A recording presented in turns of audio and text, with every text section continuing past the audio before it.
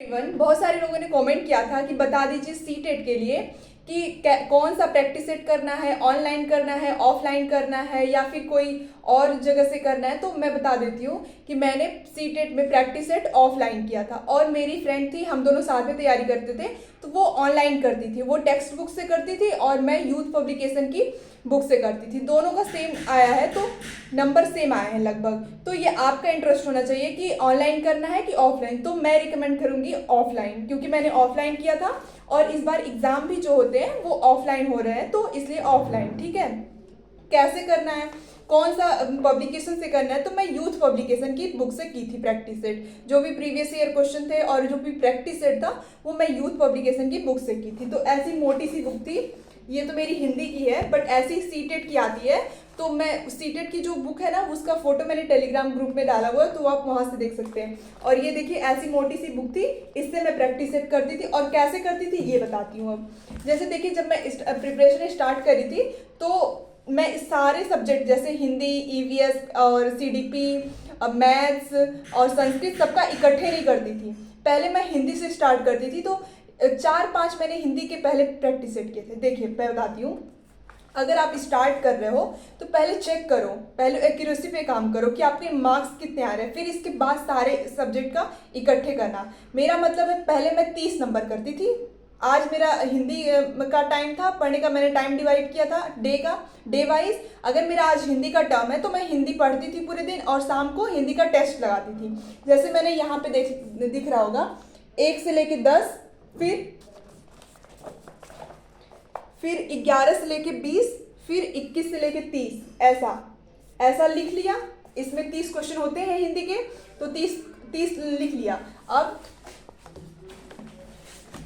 जैसे मान लीजिए ये पहला क्वेश्चन है, तो इस यूथ पब्लिकेशन की बुक में ये होता है कि उसके नीचे जस्ट आंसर भी दिया होता है। तो मैं ऐसा पेज लेती थी और क्वेश्चन के बाद जो आंसर होता था उसको ऐसे छिपा के, तो यहाँ पे क्वेश्चन पढ़ा और आंसर मान लीजिए ए आया तो मैंने ए लिख दिया। फिर क्वेश्चन नंबर 2 में ऐसे छिपा के अगर जो भी मुझे समझ आ रहा है कि इसका आंसर ये होगा तो मैंने फिर वहाँ पे ऐसे किया। तो समझ आ रहा है, मैंने 1 से लेके 30 तक नंबर लिख लिया और इसमें से मैं पूरा 1 2 3 ऐसे करते करते 30 क्वेश्चन कर ली। फिर मैं चेक करती हूँ कि मेरे मार्क्स कितने आ रहे हैं 30 में से हिंदी में। तो हिंदी में अभी मुझे टाइम नहीं देख रही हूँ कि मेरा कितने टाइम में हो रहा है, क्या हो रहा है, कुछ भी नहीं, बस ऐसे ही सॉल्व कर रही हूँ सॉल्व। तो मेरा आ गया 30 में से 27 नंबर। मान लीजिए मेरा 30 में से 27 नंबर आ गया हिंदी में। तो अब मैं 3 क्वेश्चन मेरा गलत हुआ, तो वो क्वेश्चन मैं देखूंगी कि मेरा क्वेश्चन कैसे गलत हुआ है, क्यों गलत हुआ है, उसका आंसर क्या होगा एग्जैक्टली। तो अब मैं यहाँ पे ना, इस वाली बुक में खासियत ये है कि उसका आंसर बहुत ब्रीफ में दिया होता है, एक बॉक्स बना के। यहाँ पे पहले क्वेश्चन का आंसर ब्रीफ में दिया हुआ है पूरा अच्छे से। तो अब जो 3 क्वेश्चन मेरे गलत हुए हैं उसको देखना है कि क्यों गलत हुआ है, क्या आंसर है उसका, क्या कारण है कि मैं क्वेश्चन समझ नहीं पाई। तो उसको मैं पढ़ती थी और अगर समझ आ गया तो ठीक, और फिर मुझे लग रहा है कि आगे फिर ये क्वेश्चन गलत हो जाएगा क्योंकि थोड़ा सा अटपटा सा क्वेश्चन है।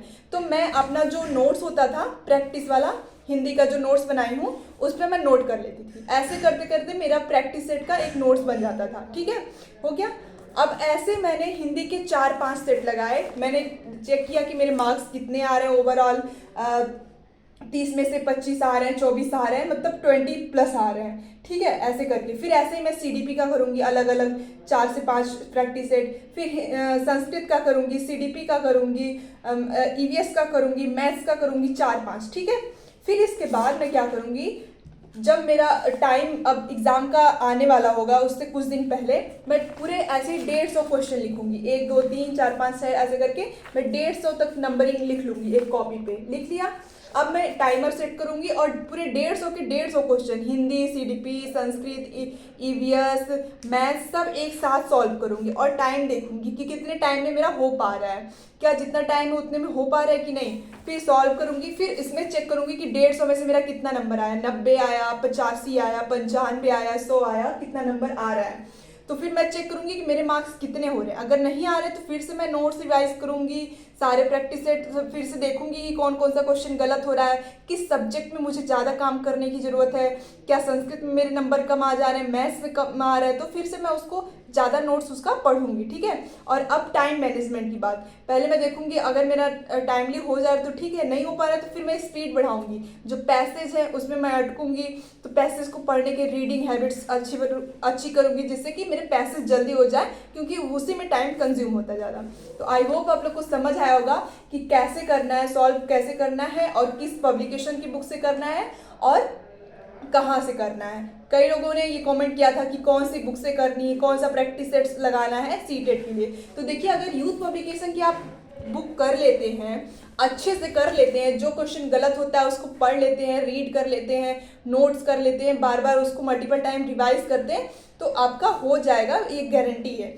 और देखिए, बात रही ऑनलाइन की, तो मेरी फ्रेंड जो थी वो ऑनलाइन टेक्स्ट बुक से देती थी, और उसके भी मेरे जितने ही नंबर आए हैं, 1-2 नंबर उसका आगे, 1-2 नंबर मेरा पीछे, ऐसे करके आगे पीछे ही हम दोनों का आया हुआ है। तो आप ऑनलाइन भी कर सकते हैं, लेकिन मैं जो की थी, मैं अपना पर्सनल वो बताऊंगी कि मैंने ऑफलाइन किया था और कैसे कैसे किया था। हर सब्जेक्ट का पहले अलग किया था, इसके बाद सारा इकट्ठे किया था, फिर टाइमर लगाया था। पहले टाइमर नहीं लगाया था, क्योंकि मैंने पहले लगाया था, इकट्ठे लगाया, मैं डिमोटिवेट हो गई कि मेरा तो 80 नंबर भी नहीं पहुंच रहा है, 85 नंबर भी नहीं पहुंच रहा है। फिर मैंने सोचा कि क्यों नहीं पहुंच रहा है, फिर मैंने अलग अलग सब्जेक्ट पे काम किया, इसके बाद इकट्ठे काम किया, फिर टाइम मैनेजमेंट किया, तो मेरा हो गया। तो आई होप आप लोग को समझ आया होगा। Thank you so much.